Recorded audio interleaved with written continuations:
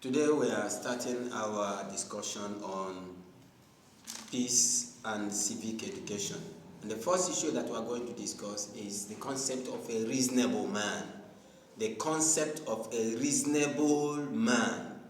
Now, what informs this particular topic is the fact that in our world today, very many people are becoming, so many people are becoming very unreasonable. So many people are becoming unreasonable because of some selfish advantage. Others, as a result of parochial, ethnic, religious, political, or national considerations, they are becoming unreasonable. Some are unreasonable because of their condition, but that is not always the issue, because there are so many people who are well placed and they are very, very unreasonable. So in our world today, too many people are unreasonable, starting from leaders, legal practitioners, medical practitioners, business elites, religious leaders, teachers, economic drivers, managers, directors, preachers, name them. The list is terribly inexhaustible. But for the sake of the reasonable few and the magnitude of unreasonable folks who decide to be so, we bring up this particular issue. According to Jeremy Bentham, it's like we're looking at the greatest happiness of the greatest number. Now, why are people very unreasonable? We know that no man is an island. We all live together. And so, why are people very unreasonable? People are very unreasonable, like I said, because of some selfish consideration or because of some parochial, religious, ethnic chauvinism.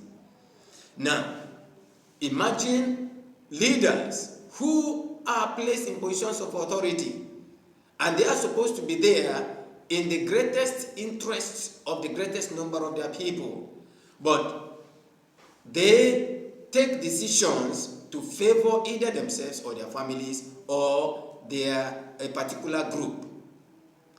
And then imagine a leader who knows that the people are no longer in support of him, but he insists that he must rule the people come what may, whether they like it or not. And the overwhelming fact shows that the people are no longer in support of him, but he insists to be there. Is that leader reasonable? No, he's not reasonable. Imagine citizens who are complaining of a political leader who decide to vote for the worst of all the politicians who are coming out for election. Who will decide? Are they reasonable enough? They are not reasonable enough. Citizens who decide not to pay tax and they are expecting much from government. They are expecting too many developmental projects from the government. Are they reasonable? They are not reasonable. If you look at non-citizens who abuse the privilege of being accommodated by some countries in that and decide to go into criminality, are they reasonable? No, they are not reasonable. If you look at religious leaders who, in the name of, quote, God, using their religious books to corner the resources of the people out of their pockets, and they live large. They live lavishly, selfish lifestyle. You ask whether those people are reasonable, they are not reasonable. People who, though they know that they are citizens, they do know that their members are very, very poor, they don't have anything, and they present these religious books to them to ask them to pay, and they pay and pay, making the people, impoverishing the people, while they themselves are becoming wealthier and richer and living expensive, lavish life. Are they reasonable enough? No, they are not reasonable. Imagine directors who corner the resources of their companies in their own selfish interest, making people to suffer and the companies to collapse while a lot of people lose their jobs. Are they reasonable? They are not reasonable. Imagine teachers who exploit students because of their position. Are they reasonable? No, they are not reasonable. Now, the list is endless. Medical practitioners who decide to do some unprofessional acts, unprofessional behavior, conduct themselves unprofessionally because of what they are going to get. Are they reasonable? They are not reasonable. Now, we come to the concept of a reasonable man. What exactly is the concept of a reasonable man?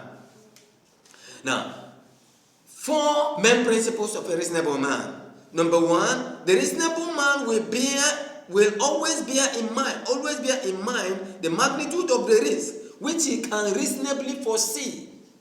2, the reasonable man will not allow himself to be lured into any sense of complacency and will view every fence and every ball game on its path. His help is required. 3, the reasonable man will take into account the peculiar needs or susceptibility of those with whom he comes into contact with. 4, the reasonable man does not just stand on the sidelines all the time. Even the reasonable man can expect to find himself in situations of emergency and disaster. He will then take into account not just the risks which he will run and those which he may cause to other people, but will weigh those against the importance of the object to be attained. In whatever position the reasonable man finds himself, he will always bear in mind that what will have to be done to minimize any risk. If such steps can be reasonably taken, the reasonable man will be sure to take them. As long as he does that, he cannot be said to be negligent, even if something still goes wrong. Those are the principles of the concept of a reasonable man.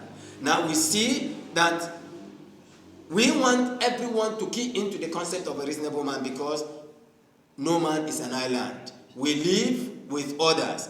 And while we are pursuing our rights, we expect to respect other people's rights. We are expected to be reasonable. Whether you are husband in the family, you are expected to be reasonable in the judicious use of your resources. If you are leaders, you are expected to be reasonable. If you are not needed, if you are not expected, if you are not needed by the people, you are expected to vacate office, provided they conduct election and is fair. Leaders who insist that they must be there, come what may, even when they know that the tide is against them, they decide that they must be there and die in that position. Some are seated and they vow that they must die in that position, and invariably when they die, or when something happens and let's say a changeover, a military coup or whatever, and they are swept out of office, will you think that those leaders are reasonable? No, they are not reasonable. Instead, we will blame those who have taken over as being unreasonable. But somebody who decides to sit tight does not see himself as being unreasonable. Somebody who manipulates election in order to gain advantage and win, or those of them who are supposed to conduct election and allow the best candidate, allow the ones that are chosen by the people to win the election, they turn the election. They have seen professors, lecturers, educated folks, rich folks who decide to manipulate the outcome of election to favor a particular candidate who ought not to win that election. Do you think that they are reasonable? No, they are not reasonable, because in the course of this, they are being unreasonable. They can throw the nation into chaos. They can throw the nation into disorder. They can throw the nation into war.